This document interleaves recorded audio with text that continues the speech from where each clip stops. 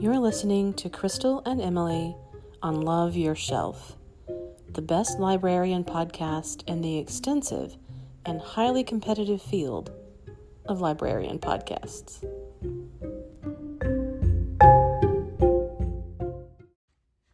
Hello. Hello. We're back. We're back. I know you've missed us. Mm-hmm. I don't even know how long it's been at this point. A few weeks. Several weeks. Yeah. We've been doing so much. Yeah, very, very busy. We have been busy. But we are on season 4 still, episode 5. And we've got a few things. In fact, I have enough for several casts. Pods. Which one do you say? Do you have to say the whole thing? Anyway. Podcasts. I have several podcasts worth of stuff. Okay. But we won't do all of that today. Oh, okay. We'll break it into manageable chunks. Keeping us all on our toes. Yes. So, I have friends who also recommend books to me. It's not just a one-way street. Right. And I'm not going to call this person out. But I saw that they had read this book. Can you just lip sync I knew it. Yes. She'll also know who she is. I was going to say, and also love you. Yes, exactly. But I had seen that she was reading this book, and she'd put it as one that she'd liked. So I didn't talk to her about it. I just went and read it. And, I read the author. Maybe that's the case. Maybe she hasn't read the series that I picked up. Okay. But I thought I'll start with the series and, go from there. But so she mentioned Becky Chambers. Okay. And I started this first in a Wayfarer series. It's sci-fi, and the title gives that away. The Long Way to a Small Angry Planet. And nice. So I felt like that could be the title of my life. Yeah, I like that. I'm Crystal's currently on a on her small way. angry planet, but taking the long route. And so, I started it, and there wasn't anything wrong with it, and it wasn't terrible. It just didn't capture my attention, and so it was kind of just like I described it as just like a office dramedy, but on a spaceship. But on its way to a small angry planet. Yeah. So it was, it wasn't like anything just really like imagination capturing. Yeah. It was just like how these the day-to-day people, dramas on a spaceship. Oh my gosh. Like the guy who's the, crotchety one. He's always getting into my food. Right, exactly. Has my name on it. Exactly. It has my space refrigerator or whatever. I don't know. It didn't do it for me. That's funny. But maybe she has other titles that are not like that. Yeah. Or maybe something happens later in this. I don't know. You just gotta be patient on this long journey. And I'm not. Yeah, that's fair. Yeah, at this stage of the game, I'm real not impatient either. about. No, I know. So then I took a complete 180 and started another new book that I purchased for the library, which is called How We Can Win, Race, History, and Changing the Money Game That's Rigged, and it's by Kimberly Jones. Cool. And so you probably remember from 2020, Kimberly Jones is an activist, and she had this impromptu speech that was recorded just like out on the street during a protest. Okay. And she talks about how the game is rigged for African Americans, and that it's like a Monopoly game, and you didn't have any of the pieces, any of the properties, and then everybody just says catch up. Yeah.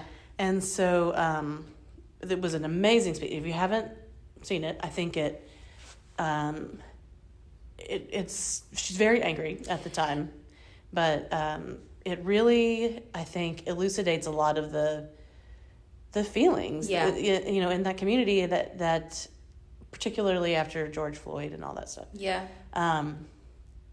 And so this is a book, and I actually listened to it as an audio, that is basically taking that speech as a jumping off point. Cool. And then outlining. Cool. What can be done. I think that's great. Yeah. And so it is very serious. It is not a light-hearted read. But I think it's important. And it also, it's actually talking about actionable things. And it's, Cool, not good, just, everything is terrible, and which we know, but this is hopefully some things that can actually, strategies that we could use. That's great. It just sounds like such a nice, not nice is not the right word, but a good breakdown sort of that history and why we are where we are now. I feel like a lot of people don't see that part of the story or even know it exists. And so I don't know. I feel like that's a nice I think way to break that down. Yeah, she talks about some things that, like, at the turn of the last century, where there were really thriving communities that were built up in certain places. And actually, not even around the turn of the century.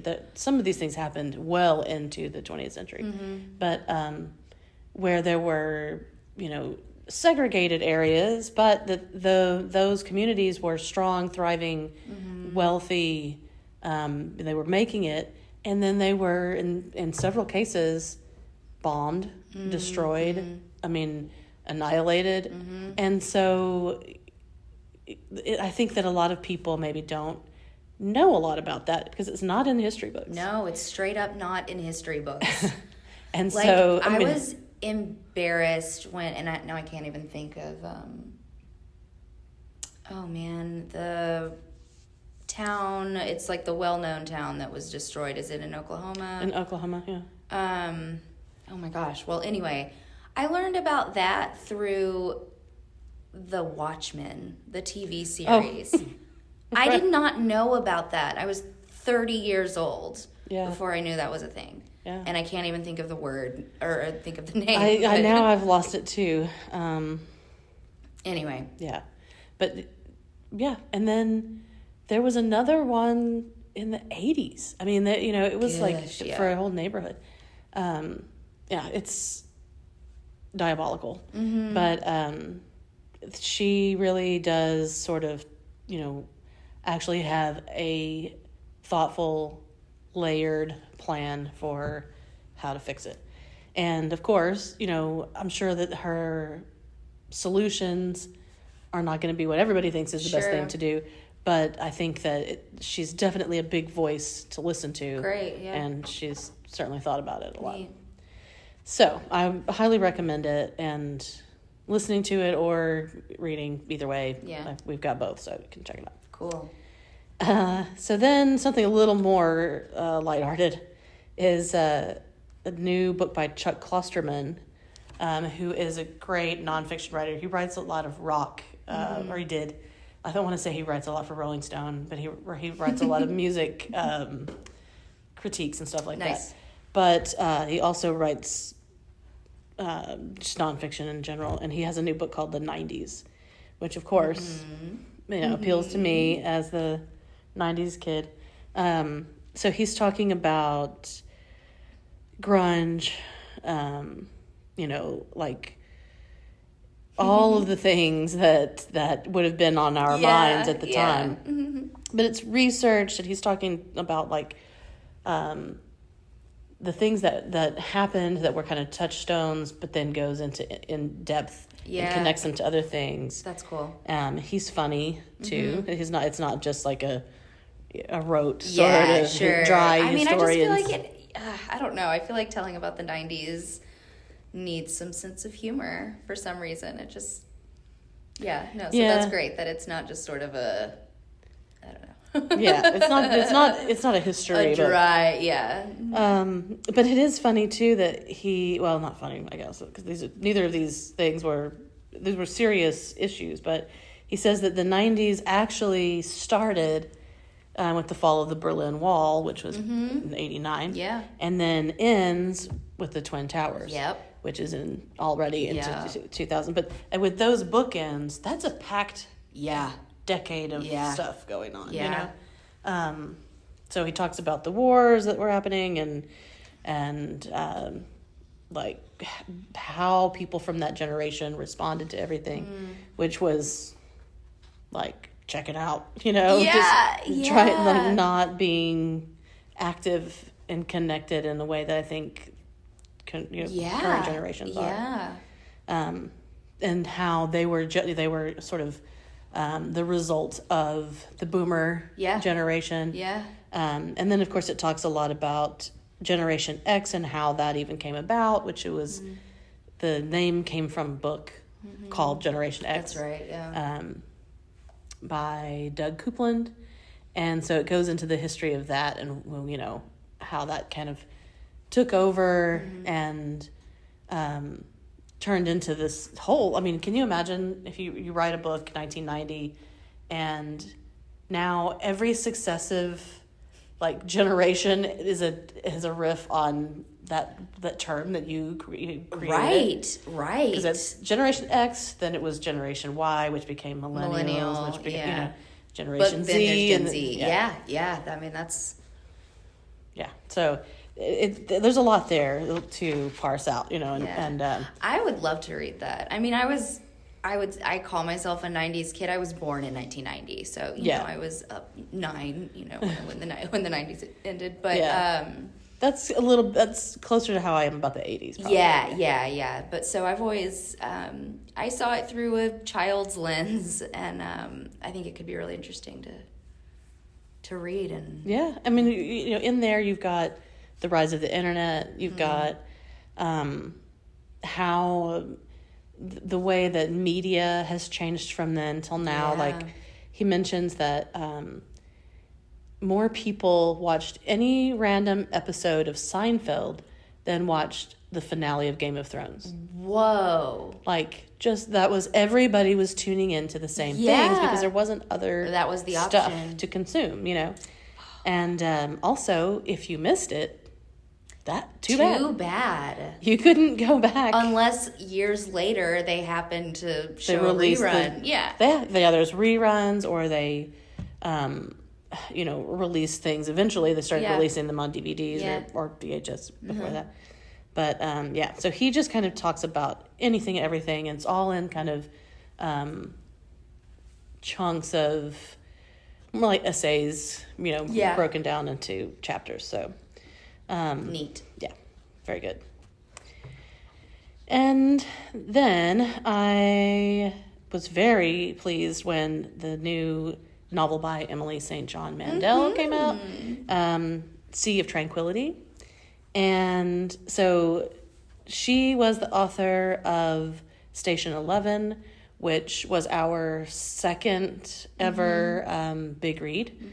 And it was a great one. Really, really good. I came and moved to Nacogdoches on the tail end of that. After that, I was really sad too. Yeah, it was really good. And then her follow-up book to that was called The Glass Hotel, which was also really good. And I did find out that she and Patrick Somerville, he's the one who did the Station 11 series. Yeah, okay. They're going to make a series out of The Glass Hotel. Cool. Okay, well, I need to be sure to read Glass Hotel before that. Yes. Yeah, cool. Yeah, that should be definitely next on your list. Yeah. And so Sea of Tranquility actually it's a complete new novel. It takes on a speculative fiction aspect of it. But it's some of the characters from The Glass Hotel are in Sea of Tranquility. But it took me a long time to even realize that that's who they were. Yeah, it wasn't. It's a different time in their lives, and it's a different set of stories and everything. Which I really like. I like that it's like mysterious little hidden Easter egg. Yeah. I mean, unless you had just put down Glass Hotel. Yeah. Wait a minute. Yeah. But it took me a while. I was like, those names. Oh, that place. Yeah. Okay, cool. But in Sea of Tranquility, I'm not going to give too much of it away because it is builds to a big finale, big conclusion kind of thing. But it is set with characters that are a couple of 100 years apart at a certain point, and there is time travel involved. And I will say that I I'm all for the time travel. Yeah. I love stories like Same. that, but I'm very hard on them. Agreed. Because I do not like There for are them to be so many approaches. Sorry, you Yes. don't like them to be nonsensical. yeah, You know? yeah, because it really is. There is room to just kind of be like, make it what we want. Like this Yeah. is the rule, I guess. Exactly. That's why you don't explode when you go through, you know. Right. Or why you do. Yeah. Yeah. So I was very pleased with her approach to how that works, because it becomes this thing where time travel is possible. It's basically 200 years from now-ish, and people are living on the moon. They're living.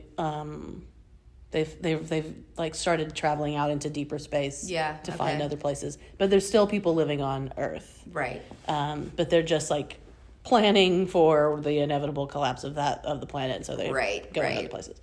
And so they do create a time machine, but there's only one, and so the government controls it, of course. And they have like if anybody goes back and does anything, they have like this whole operation to make sure that it doesn't make any difference. Okay. It doesn't make a change. I see. Okay. Which there's a little trickiness there. I was about because to say, how? woo, what a feat. Yeah.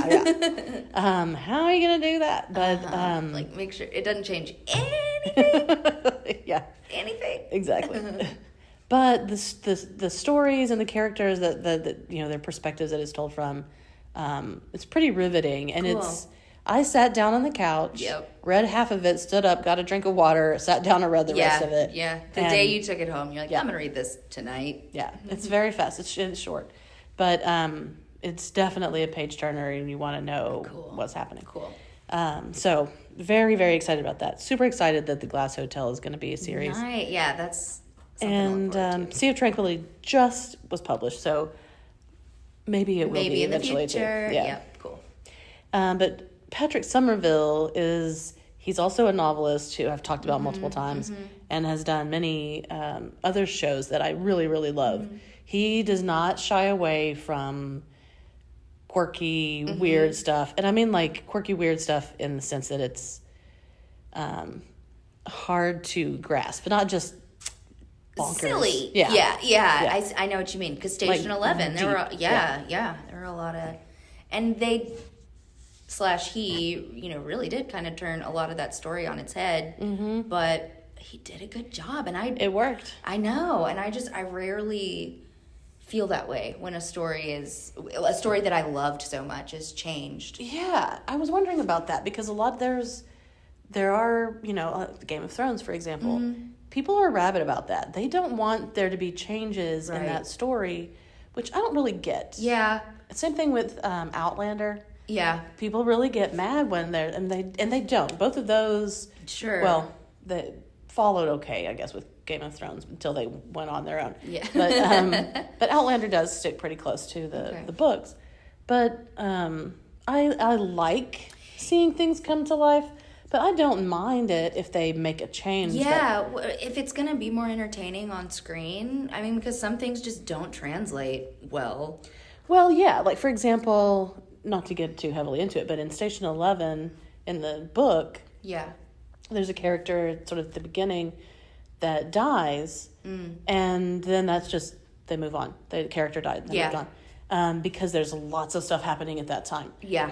But that same character in the series is introduced. I know who you're talking and about. sticks around. Yeah. And it would you wouldn't want just to have this whole person introduced who is important to the story. Yes. But and then more just they important disappear to this after story. that. Yeah. For sure, the TV story. But I loved the role they played, and even after they weren't around anymore, they were still around. Like you still saw them, and anyway, I agree. I think that especially in a book like that or series where there's surprisingly not that many main characters. Yeah. There's a lot of background characters. Yes, true. But there's not that many. Well, and important again, characters. not to get to, I'll just say this one part, but our two main friends in the story they meet briefly at the beginning and never see each other again. Ever again. Yeah. They were like father-daughter in the series, and I loved it. Yeah. I needed like to root for their relationship. Like the way they bring everything together in the end, I couldn't stop crying in the most satisfying way. No, for sure. It was really good. Yeah. Anyway, well done. Yes. So read all that stuff. Watch it all. Yeah. All the Emily St. John Mandel. And then I was really like just vibing on all the references in the book. And so they mention Marienbad. And I was like, oh, I wonder if that's a reference to the movie. And I hadn't seen it in years, so I looked it up, and I had like this obscure app that has it from streaming. Nice. It's a film from 1961, French film by Resnais, and it was written by Robbe-Grillet, who I studied a lot because he French New Wave for the film. And then the French New Novel was all happening at that time. And so it is an experimental film. Yeah. But I just needed to watch it because it was mentioned, you know. And it's it's an experimental film in black and white from 1961. And so it's hard to describe. But and I wouldn't say everybody go watch this because you probably some might regret watching it. Yeah, some people might not enjoy it, but it is it's about this like a Marienbad is like a resort. Okay. This fabulous hotel, and the first 10 minutes of the movie is just this like revolving repetitive description, and so this camera is just like going down the halls and through this hotel. I mean, it's like a palace, you know? And it's like I'm walking through the halls and looking in the mirrors, and there's a voice, and then there's just a voiceover, and they're just kind of saying the same things like over and over and over, and you're what is going on? Are they putting you in a trance, you think? A little bit. Are you still in it? Yeah. Like, everyone watch it. Exactly. It's the best movie. Right. And it's like the end of it's not Close Encounters, but the one with the Donald Sutherland and the alien Body Snatchers. Invasion of the Body Snatchers. Yeah. Where at the end they're all just like yes. That's a great movie. I want to watch that. So everybody watch the movie. Yeah. Just do it. Yeah. We've been body snatched. That's right. It is a little bit like that. It's supposed to be kind of mesmerizing. Yeah.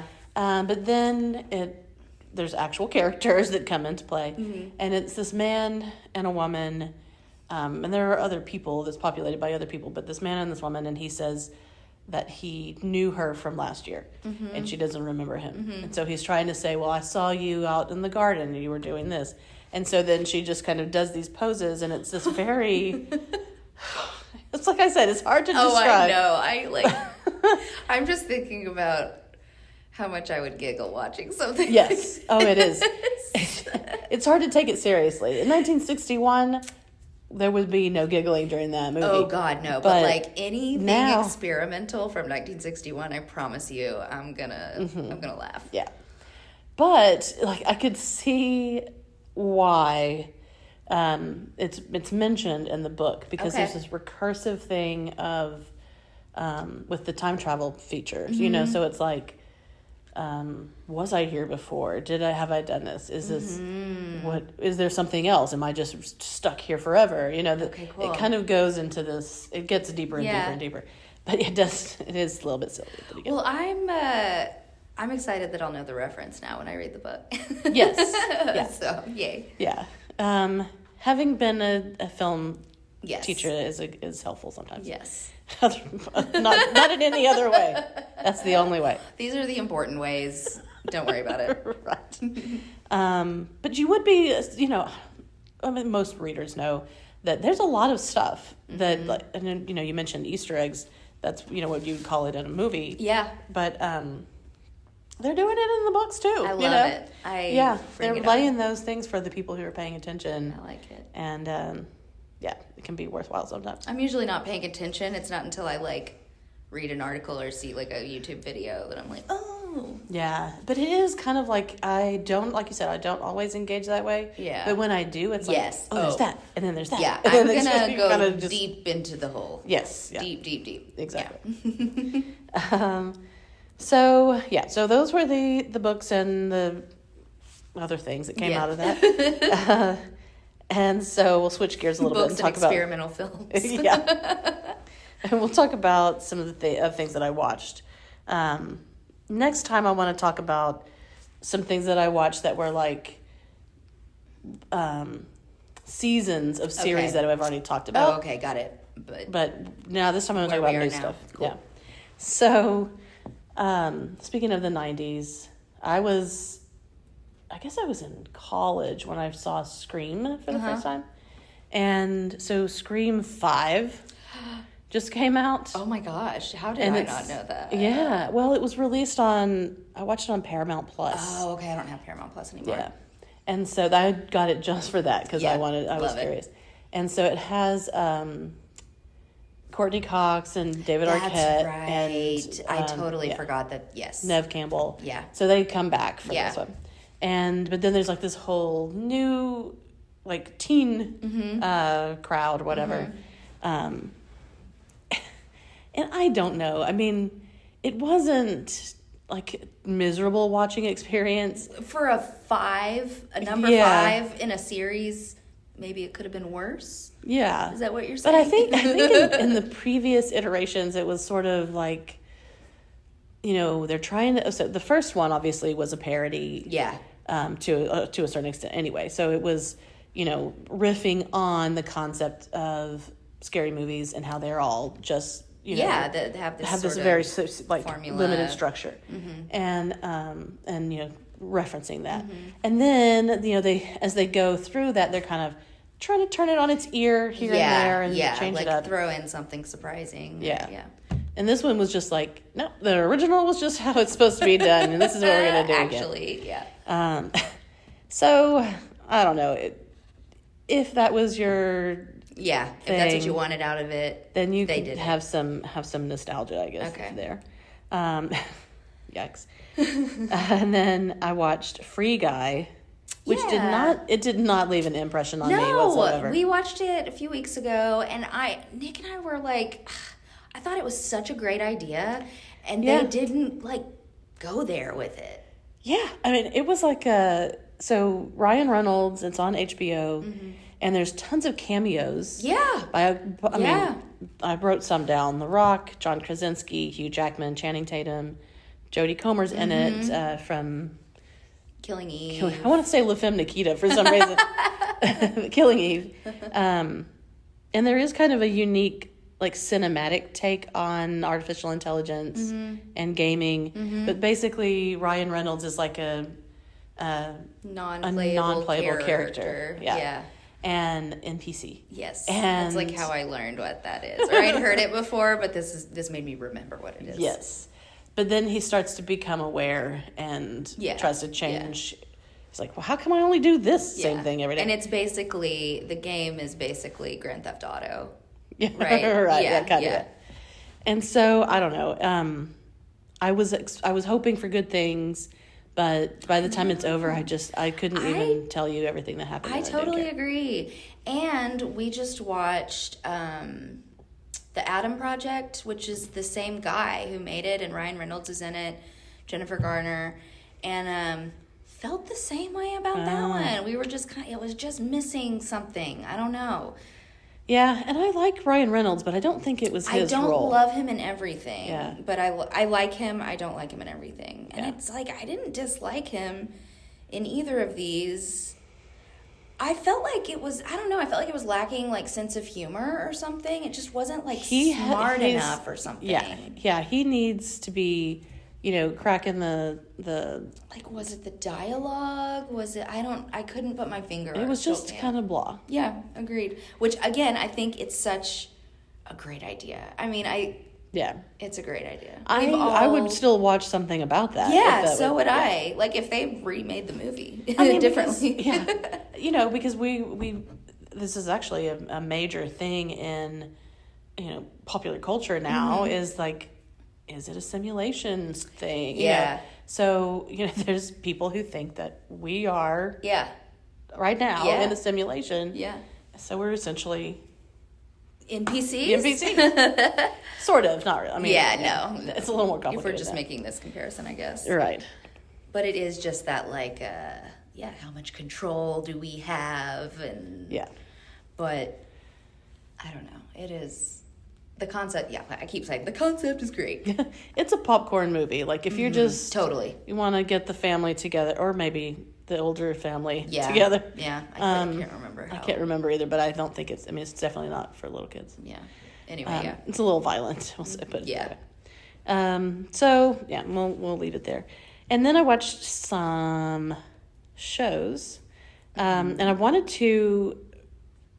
I guess something that I watched reminded me of this, and I don't think if we've ever talked about it, but there was a series, like a limited series, called Unbelievable, and Merritt Weaver and Toni Collette are in it, and Merritt Weaver plays a detective. Okay. And it's about a girl who's accosted and they don't believe her. And so I remember it was really good. Yeah. And but I couldn't remember if that would brought it up. So I just I don't want to get into it. Sure. But as just remembering, I was like, that was a good series to binge because it's okay. I'll have to remember that one too. Yeah. And then I started on HBO, and this was one I just kept seeing come up on the main page or whatever. The Tourist. And it's with Jamie Dornan. Dornan, yeah. Yeah, I wondered if it was good. Yeah, so I watched like the first episode of it. Okay. And then I guess it was no longer on the main page, and so I totally forgot, and I haven't watched any of it. Why did they do that? I guess because we're supposed to remember what we've seen, but I can't remember what I ate for dinner last night. Exactly. You got to tell me what I'm supposed to be watching. And so, for whatever reason, it fell through the cracks, and I didn't watch it again. But it's set in the Outback. Yes. And he plays a guy who is just driving down the road, and this truck starts tailgating him, like blasting the horn, like, and then it's pretty action packed there the first few minutes. But he gets run off the road. Well, and it's like in the trailer, I think. Yeah. So it's not like you're giving. I'm not giving anything. Yeah. Well, and at first, I was like, this sounds a lot like, hold on, I was hoping by the time I reached the end of the sentence, the name would come to me, the Matt Dillon show. Yeah, I forgot about Wayward Pines. Yeah. Just that intro part where like he wakes up and he's like, where am I? I don't know. Yeah. Yeah. And people are acting weird. Yes. Yeah. Anyway. Yeah, so he's run off the road. He comes to, and he gets rescued. A woman, or detective, not a detective, but a sheriff's deputy or something, rescues him and asks him his name, and he doesn't know it. And doesn't know where he's from, doesn't know why he's there, and he doesn't have a wallet, and he doesn't, so he doesn't have anything that can trace him. And so he goes to, like, the nearest town to figure out what do you do next from there, And, he, like, anyway... But as I was thinking about it, I was like, this is like Memento in the Outback. Oh, my gosh. Memento, first of all, can that just... It reminds me of, like, when I was a kid, there was The Rescuers, then The Rescuers Down Under. Can we have Memento Down Under? Exactly. That's what it seems like. So I was enjoying it, and it does... Right from the get-go, there's some real surprising things that happen. Okay. And you realize that there's way more to what's going on than what you think, But yeah, so I will go back to that now that I've remembered that I saw it. I'll have to start it too.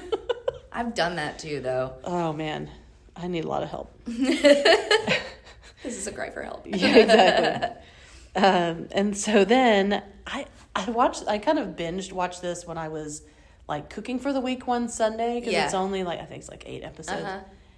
Is It Cake? is the name of it. Oh my gosh, I've thought about putting that on. Because my gosh. Isn't Fortune, I can never think of her last name. Feimster. She's Isn't one she of the judges one on one episode. Oh, okay. They have different judges. Oh, every I see. episode. But Because, it's such a funny, weird concept. so goofy. And after Why I saw it, love it / get such a kick out of that idea? I mean, it is super cheesy. So basically, it's, there's this like trend of making cakes that look like other things. Yeah. And I've seen that, seen it on like yeah. a lot of that stuff. And there's this French chef who does this too, but with chocolate. But they really are amazing. It like even just the pictures I've seen on like the covers on the advertisement. Yeah. They really have upped their game on this. Insane. But binge watching it, maybe I wouldn't recommend, because they say, "Is it cake?" 11 million times, just so many times. And the guy the host is a comedian, and Mikey Day. Yeah. That's right, from SNL. Yeah. You can tell he's struggling on by the end, his eyes like twitching. He's what like, can I say to make this funny? Yeah, exactly. Is it cake? So many ways to many. Yeah. Is it cake? Do you think? So it's either cake or it's not. It's not cake every time. Yeah. So there's like rounds, right? So they bring out 5 things, and 4 of them are real things, and 1 is a cake. And the judges have to, or the contestants have to pick it out, and then that determines who gets to make something. And then the judges. Did the judges have to eat like the tennis ball if it's not really cake? No. But yeah, it is. It's silly. That's so hilarious. But what was funny is that I just thought it was like any of a lot of those cooking shows are very dumb. Yeah. And I mean, and they are just really. Yeah, but a lot of these people were extremely talented, and you have there to was be. there was like a backlash about it. Why? I just saw all these reviews that said how stupid it was, and it was If it's what makes you happy, make cake that looks like stuff. I don't care. Or watch a TV show about people that do that. Like, if you don't like it, don't look at it. Yeah. How many times have I said that? Right. Lately. Yeah. Just look away. Turn it off. But, yeah. So, if that seems like something that you would want to... I thought it was fascinating. Yeah. But... not deeply fascinating. Okay, yeah, no, Yeah. I get that's fair. I was like, wow, that's cake. No, and then I go back to looked at cooking. it. Yeah, exactly. Can I just say, and I don't know how many people would think this is funny and how many would think it's weird. I forever think it's hilarious. And I kind of feel like my friend Katie, had the idea for this kind of thing before it was a thing. When we were kids one time, she said that she wanted to open a prank restaurant where everything looked like you'd order a burger and it looked like regular food, but inside everything was just corn. Why corn? I don't know why. But I was like, so everyone would go there one time and never return. Right. I mean, terrible business. Unless you love corn. Unless you just love eating hamburgers that are actually corn. I'm just picturing it. Like, do you cut it open and then like corn kernels? I know, or is it like corn on the cob somehow? I want to start a show called Is It Corn? It's just everything that's not convincingly recreated into something else. It's clearly that's a corn cob, okay? but made into it like a telephone receiver or something. Yes. It has the little handles stuck into it. It's not even on the corn cob. It's not even trying to hide it. Oh yeah, we gotta make that show. Is it corn? And everybody that's on it's just mad. Oh, come on. I'm tired of this corn. Anyway. I'm very happy about that. And so then I watched a few things that were more serious. Well, okay, getting more serious. We'll say that. Sure. One Perfect Shot is a series on HBO that is hosted by Ava DuVernay, the director, and she invites directors to talk about their one perfect shot from the movie. Yeah. And so some of them, I think there's 6 episodes. I watched half of them. The others I just didn't even care to watch. But there were some that I was very happy to see and talked about. Because I don't think I realized that's what it was about. I just kind of it looked interesting, but I didn't realize. Okay. So the first one is the director Patty Jenkins, and she wrote and directed Monster with Charlize Theron about Eileen Wuornos, and then she directed episodes of a show I loved, The Killing, that you've also watched. I loved The Killing. I didn't realize that she did The Killing. Yeah, not all of it, but she did like one season. This changes everything. Cool. Yeah. But then she, like her whole career, she wanted to make Wonder Woman. And so she got it. She did it, and it became the highest grossing film directed by a woman ever. And my sister and I went and saw it at Alamo Drafthouse in Austin. Yeah. And everybody in the audience was hyped. I've never been in a movie audience that was we were in New York, so we saw it at Lincoln Center, and we had to sit in the balcony, which it was just, that packed. Yeah. It was fun. Yeah. It was wild. But my sister especially grew up loving Wonder Woman, spinning dressed around. up like that, spinning around. Yep. I mean, and it was very emotional when she's like reveals herself and she walks across this battlefield or whatever. And that's the shot that she talks about, like getting that shot. And it was really good. It was a little bit cheesy because they do some, like, the director, like, CGI walks out into the battlefield kind of 360 and talks about it.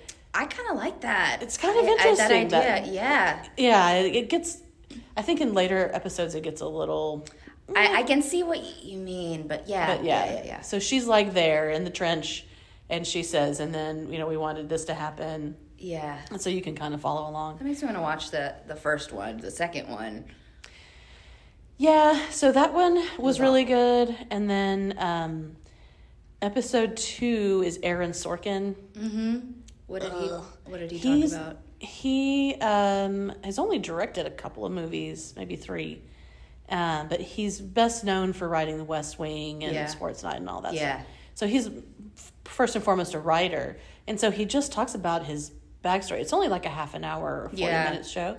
And so for the majority of it, he's talking about like his writing. And so, and I can't even remember which movie it was, but... So I might skip that episode then. It was a movie I hadn't seen, and I didn't really care to see. Okay. And so I skipped over that. But then I watched episode 3, the director is Casey Lemons, who wrote and directed Eve's Bayou. I don't know that. And the new movie Harriet, about Harriet Tubman. Oh, yeah. And I did see Harriet. That was a good episode. Yeah. Oh my gosh. She talks about, like, on the day of how they're, like, out in this field and that they're working for the magic hour, right? Yes. And so it's like, it's all overcast and it's gray and they're just like, oh, we're not going to get the shot. And then, so it's really, really good. Oh my gosh, I want to watch this. And in both of them, it's not just the director, but in that one, the actress who plays Harriet is also interviewed. Yeah. Cynthia Erivo. Yes. And same thing with there's interviews with other people. Cool. That are related to it as well. So a couple of those episodes are really, really good. And then I watched Phoenix Rising, also on HBO. You can tell I was just like letting whatever was happening. It was an HBO week. Which is Evan Rachel Wood. It's 2-part docuseries about her. I don't really know her abuse at the hands of Marilyn Manson. Yeah. And so it's difficult to watch. Yeah. But I'll probably skip it, but oof. Yeah. I'm glad that she got to the point where she could make it and that hopefully he's going to pay for his crimes. Yeah, man. And then, a little bit of a palate cleanser.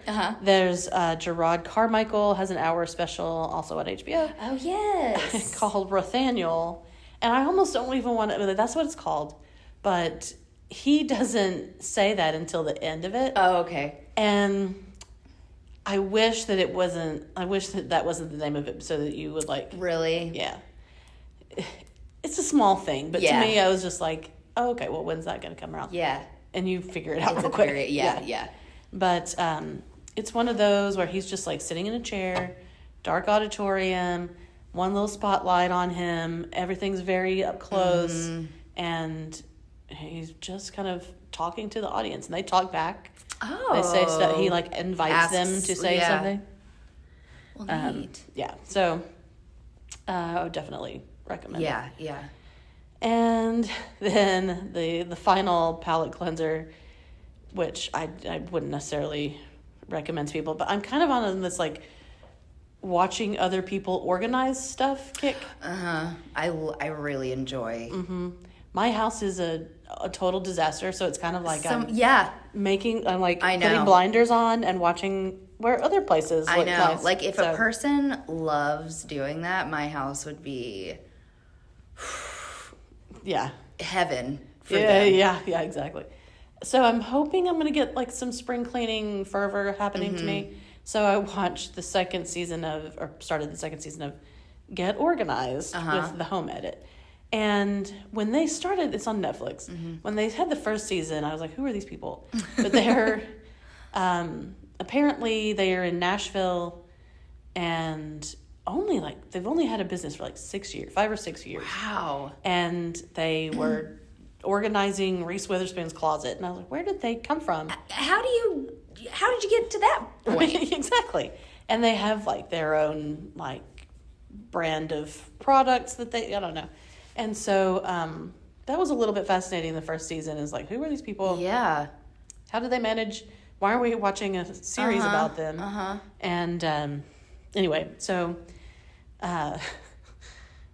second season, they get a little annoying. I'm not going to lie. Okay. It was kind of like, I'll watch this with the sound turned off. Got it. I just want to see the organizing. I want to see the before and after. I know. Basically, I know. And so I can just look at that on Instagram or something. Totally. Okay. Well. But that's basically they were just really social media savvy. Yeah. And they have the home edit THE whatever that they did all this stuff. They're one of the ones who do the books in color order. Okay. That's one thing. The turning the books around so that they're all facing backwards, I can't get behind that. So boring, first of all. It's inconceivable to me, anything about that. Why do you have books? Exactly. Oh, they don't. I don't think they have them for. No, they're for their decoration. But the rainbow of the books, I guess I can see. That looks. I mean, yeah, it looks cool. Do I think it's necessary? No. Do I think it looks cool? Yeah. Sure, maybe. Yeah. I like books just the way. Me too. Just like no order. Yeah. Yeah. I mean. Yeah, but I can with the colors. It's actually funny because, and I do this too. I think of a book by what the cover looks like. Yep. And we have people come into the library all the time and say, "Hey, there's a book with Noah had a blue cover and a bird on it." Yeah. And I have Googled probably that before. Yeah, exactly. Like I'll be like, book about what's it about that you can remember? Book about this bluebird, whatever cover. Yeah, exactly. And I found books that way. Yeah. Oh yeah, you learn really quickly what the keywords to use. Yeah. But anyway, so I can get that a little bit, but otherwise, and they don't always do things that I agree with. Sure, but in general, satisfying. I'm with you totally. Yeah, although there's I kind of did it a little bit. There's like the trend to, and this is not a new trend, but where you like take all of your stuff and then put your like food stuff, and put it into other containers.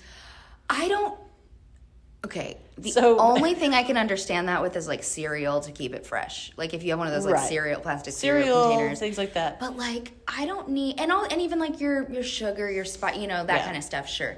But like I don't need to buy graham crackers. I don't know. That was the first thing. Yeah. And put them in a separate container. Because I can read the label on the box that says graham crackers, and they go in my Yeah. cupboard. Yeah. I just don't. Yeah, I That's don't. so much work. It is. You're just how much of your day are you spending decanting things from one thing to another? I don't know, but there some element of that Yeah. I appreciate. Yes, Because it looks tidy, it does. and if you have all kinds of just willy-nilly stuff, but usually the willy-nilly part is hidden, like you said, in a cupboard or something like that.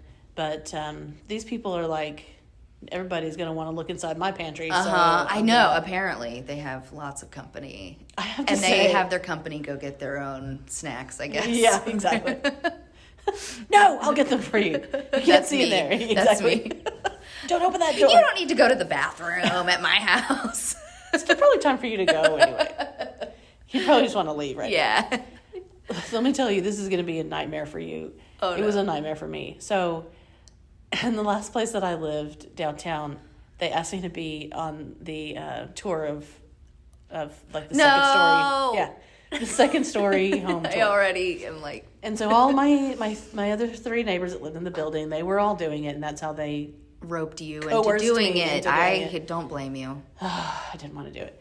And so I spent weeks cleaning. And I had people over to my house normally, and I didn't. It was fine, but then There are levels of, Yeah. like, depending on who's seeing. I know. And at the time, I had a little bit of like extra furniture, clutter kind of thing. Yeah.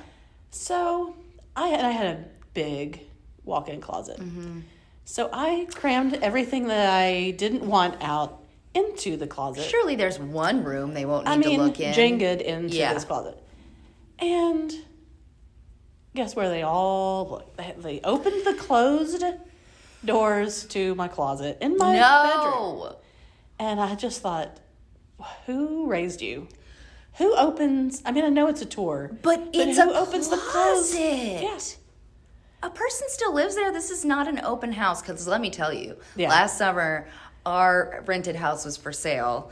And we had strangers touring our home all day. You were there for oh my gosh, I was so territorial and weird about it. I hated it. Well, while they were there, I wasn't back there with them because, I was just like in the dining room. Just twitching, Yes. And then they come in, like this group of like design students or something. Yeah. And they opened my laundry room doors and they were looking in there. And I was just staring at them like, why are you doing that? But, so never again will I be involved in that. But, because I thought if it's closed, they're just going to walk through and look at it. Like, I would never imagine. Anything you need to see is out in the open. Yeah. Like, if the door is open, you may go through. Exactly. And I'm not one of those people that will even look in like somebody's medicine cabinet. That's their medicine cabinet. I don't need to see that. Private. I totally agree. If they let me use their bathroom without telling me, oh, nope, it's time for you to leave. You don't get to use the bathroom. Then I'm going to honor that. Me too. Did they leave this open for me to look at? Me too. No, then I'm not going to do it. I completely agree. And shame on all of you who do open the doors. We will judge you and are judging you. And may a chair topple off the Jenga tower and fall on your head. Because that's really what I was worried about. Yeah, sometimes it's a safety issue too. Yeah. No, I hate it. Yeah, so I just disassociated for a few hours. I would have to. And then, so that was that. But oh, my nightmare. On that note, we'll end on my nightmare. Yeah, I'm just kidding. As usual. Yeah. But we will be back sooner rather than later. Yeah, it won't be the same gap of time next time. Mm-hmm. And we'll see you then. Bye. Bye.